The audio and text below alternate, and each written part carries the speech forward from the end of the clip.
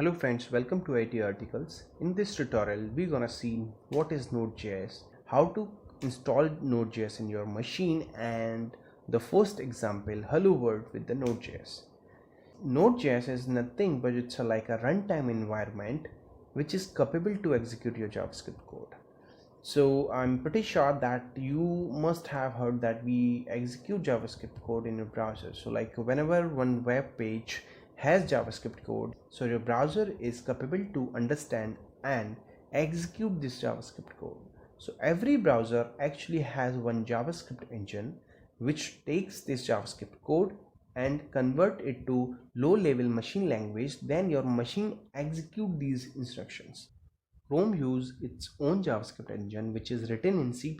It's known as V8. When Node was released very first time, it was for Linux and Mac. That time it was not using Google's V8 as a JavaScript engine, but later in the same year Node adopted Google's V8 as they found it's much better than others and it can run standalone application, and this is how Node started using V8. Node.js supports only JavaScript natively, but there are many languages which is available and can compile to the JavaScript code. So this is how our Node.js application can use these languages also. So that's all about the Node. Now we'll see how to install the Node.js in your machine and how to run our first example with the Node. So let's search the term on Google, Node download, and it gives you the first link that belongs to nodejs.org. So it's official site of Node, nodejs.org, and we can see we have download options for different platforms, like for Windows, for Mac, for Linux, and we have some 32 and 64 variants also. Let's click here and download the LTS version. So now click and install the node. So say next, accept the terms and conditions, and see it's installing in the C program files Node.js. So let's open the same directory in my machine and see node file is already there. That's mean I have already installed the node, and let's open the console to see what version of node I have installed. So if I type node-version, oops, it should be double hyphen version, it gives you the version. So it's 10.16.0. So let's close and continue our installation. Here if you see, so it will install your node runtime, it will add your npm. So npm is node package manager. We can consider it's like a central repository where anyone can publish their package or their reusable code in the form of package, and then other persons can pull this code and can start using this in their own projects. So npm is the utility which interact with this repository to pull your packages. Then others are like just linking online documents, and the fourth one is add path.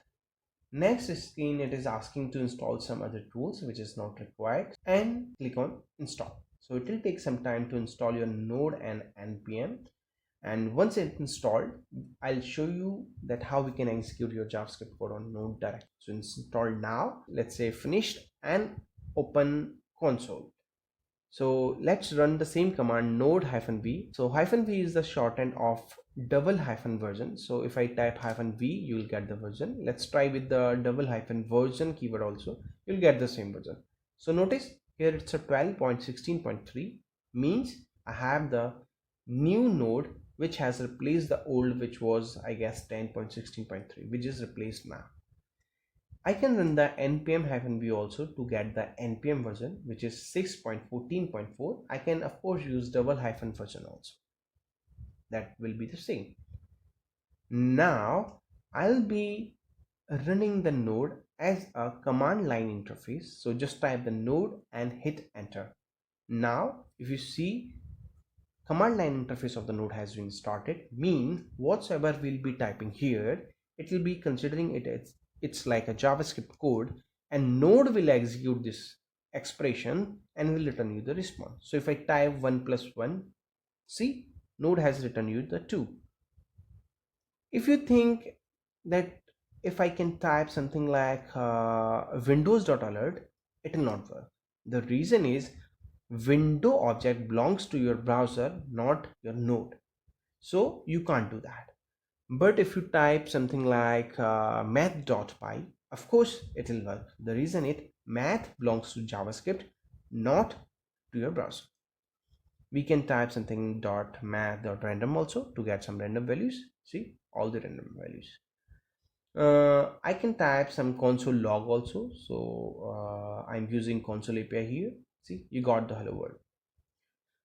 Let's create some arrow function to add two numbers, a plus b. So now we'll be executing this arrow function by passing 10 and 4. See, it gives you 14. Let's 10 4 4 4 4 5 4. So I mean, this is how we can pass some expression and your node will return the result of the expression.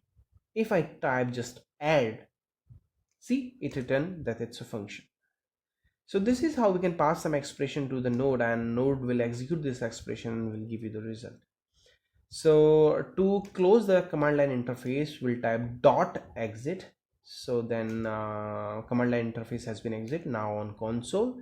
So let's close the console and we'll see further that how we can pass a complete JavaScript file to the node and the node how it executes. So let's create a file, node first file.js. Let edit file and write something like console.log and hello world. Now we'll open our console, and if we type just node, see again command line interface has been started. So again dot exit to exit that, and to pass this file to the node to execute, we'll write node space file name. Because file is available in the same directory, so there is no need to pass some path with the file, just pass the name. So first file.js, see, you got hello world. So this is how we can pass a full file to the node, and node will execute this file and will return you the response of this JavaScript file. So that's all in this video, guys. If this video helps you in any manner, don't forget to like and subscribe to my channel. And as always, thank you so much for watching my videos.